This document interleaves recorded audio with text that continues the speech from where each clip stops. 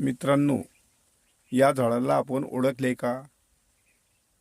हे झाड आपल्यापैकी बऱ्याच लोकांना माहीत असेल किंवा काहींना माहिती नसेल. हे आपल्या शेतातील लवंगांचं झाड आहे. हे बघा, लवंगांचं झाड हे उष्णकटिबंधीय प्रदेशातील मसाल्याचे पिकाचे झाड आहे आणि आपल्या भारतीय खाद्य संस्कृतीमध्ये याला खूप महत्त्व आहे. लवंग हे आपण मसाल्यामध्ये वापर करतोच आणि हे उष्णकटिबंधीय असल्यामुळे याला आर्द्रता आणि टेम्परेचर यांचं मेंटेन करावं लागतं.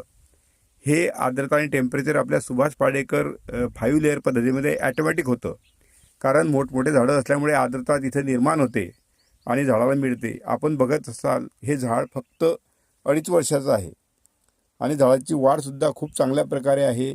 पानं हिरवीगार आहेत. याचं कारण म्हणजे जीवामृत आणि दशपर्णी अर्क यांच्या फवारे वेळोवेळी आणि खालून देणे यासाठी आहे. हे झाड पुढच्या वर्षी लवंगात येईल असा एक अंदाज आहे.